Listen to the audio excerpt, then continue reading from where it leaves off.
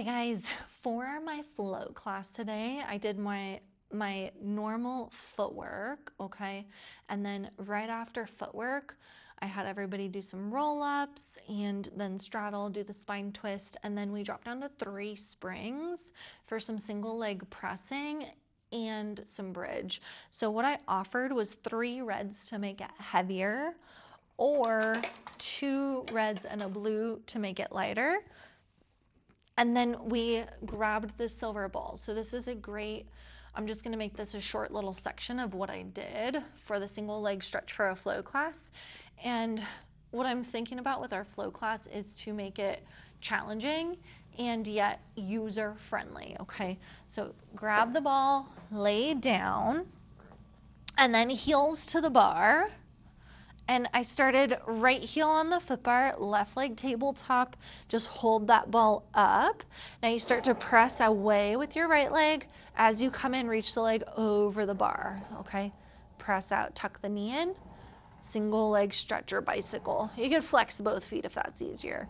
We were here for about 30 to 40 seconds. You wanna start the timer after everybody's done like 2 reps, okay? And then we switch sides. So in flow class, I don't want to burn everybody out a lot, although you can if you have a stronger group in the room. Read the room, switch it up to challenge them a little bit more. Once you've done the left leg, we're gonna find the heels on, ball between the inner thighs, and then we went into a round of bridge. Now we did our articulation bridge, 1 vertebrae at a time, squeeze the ball, roll down, ribs, low back, hips. Now we did that for 30 seconds. After 30 seconds, hold it at the top. We pulse that ball for 30 seconds. So it's gonna fire into adductors, inner thigh muscles. Keep the carriage in so hamstrings are active. And then after 30 seconds, we roll down. Ball up to the ceiling, toes on the bar, left leg over. We press out, lift up, flex the foot as you come in. You can add the point and flex here if you'd like. This is kind of like a active stretch, if you will, okay?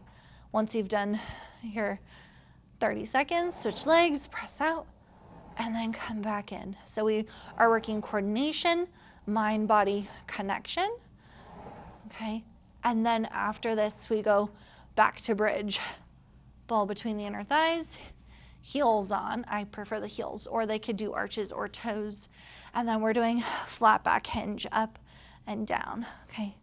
30 seconds, hold it at the top, pulse that ball for 30 seconds, press the arms into the mat, and then roll down. Now, we stretch it out here, add a little bit of Pilates in, or mat Pilates, right, Contrology. So straight legs up, crunch up. It's your scissor stretch. We're gonna do a little ball pass here. So we're stretching out the hamstrings and working the core.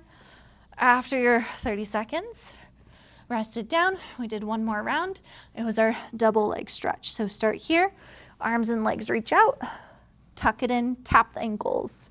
Reach, squeeze the inner thighs together, crunch even higher as you pull it in.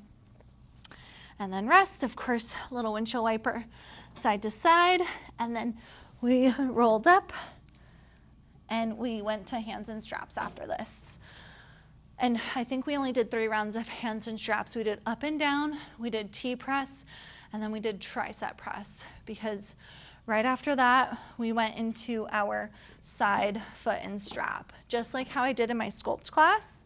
But this time, I offered a blue for a lighter spring, and we did bicycle instead of those big leg circles. So I had everybody lay down, okay, put the foot in the strap. We start with our bend and press for 30 seconds.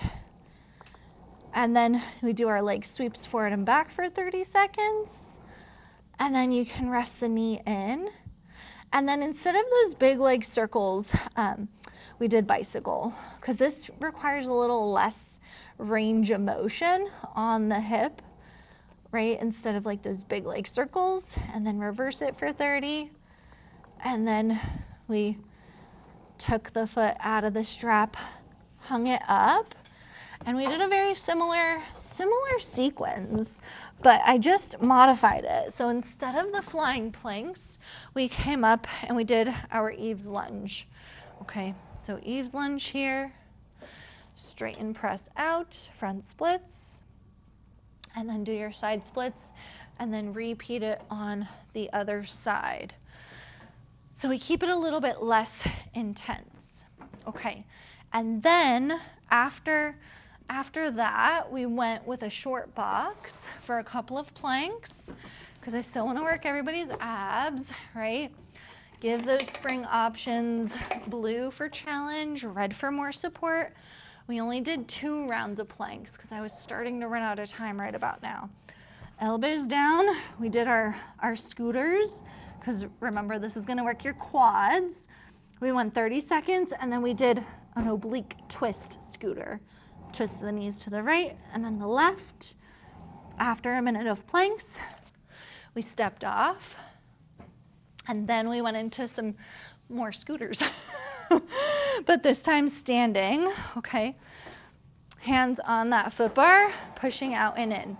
And then I offered them to make it heavier. So you can go up to a high red here, or do a red and a yellow. And I kept everybody here for, I don't know, 30, 40 seconds, get them all gassed. The transition is we came around to the front and we did some push-ups here, just 1 round, okay, before we came around to the other side. 30 seconds of push-ups, and then we're back in our scooters over here.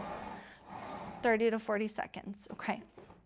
Before we removed the box and went into feet and straps, I had everybody do a little pigeon stretch, because we did our hip flexor, front split, side splits, but we didn't get into this lateral piriformis stretch. Feels really good. My hips are tight. So we did this, and then we took the box down and we did our feet and straps to finish. So that was the whole flow class. Hopefully I condensed it all down for you. Be ready to add on or take away depending on how timing is going for everybody. But yeah, keep it simple. Keep it user-friendly. Make it scalable, because our flow class is for all levels. So all ages, abilities, all goals. That class is a little bit for everyone. So if you see people in the class that can do a little more challenging things, offer the challenges. If people are struggling, scale back a little bit. Make it accessible and customizable to who's in the class.